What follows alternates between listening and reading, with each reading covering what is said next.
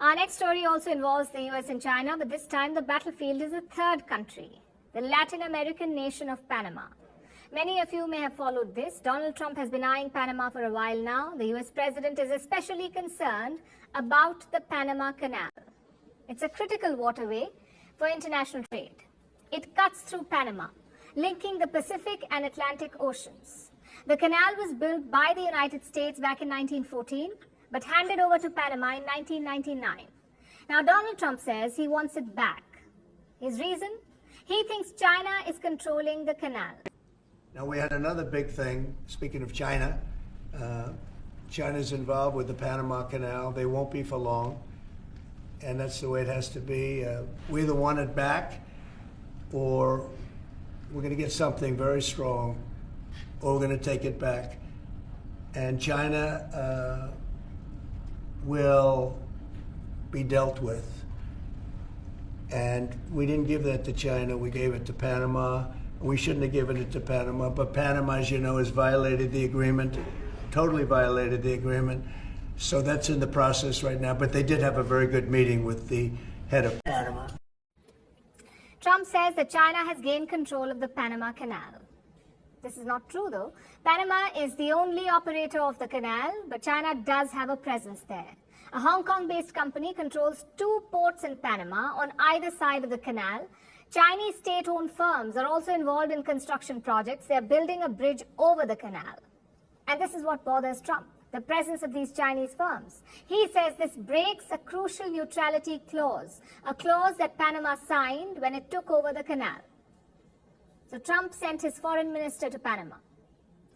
At Secretary of State Marco Rubio, Rubio met with the president of Panama, Jose Raul Mulino, and he presented Washington's demands.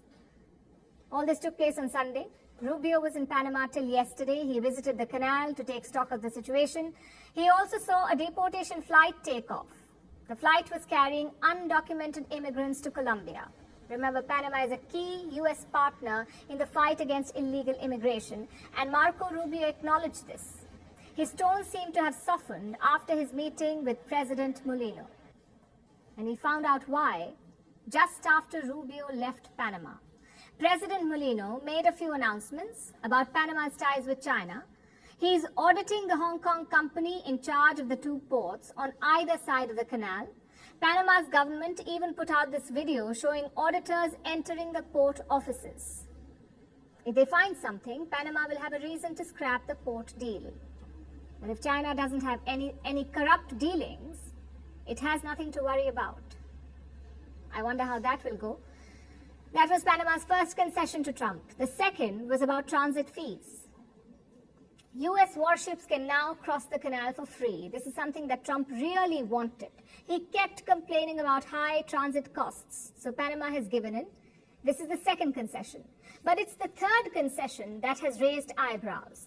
Panama will not renew its membership in the BRI, that's China's Belt and Road Initiative, BRI. It is Chinese President Xi Jinping's pet project to fund infrastructure development in foreign nations, to help streamline trade, and usually to saddle the foreign nations with debt. This helps China with access and leverage. It's a big win for Beijing, but it's proven to be a debt trap for BRI partner nations. Now, Panama joined the BRI in 2017. It was the first Latin American nation to do so.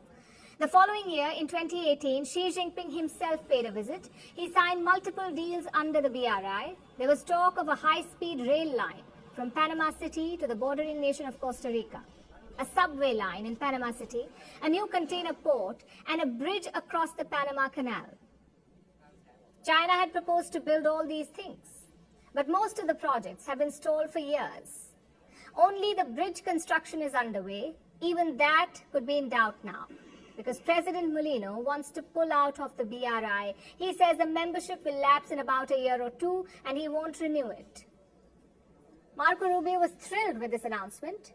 He put the statement on social media. He called it a great step forward for U.S.-Panama relations. Trump may like the move. It could address his concerns about neutrality, but we don't know if he'll stop thinking about taking over the canal. What we can say for sure is that this is a blow to China. Beijing has lost a key partner in Latin America, and its companies are on the back foot. So for now, It's Trump 1, China 0.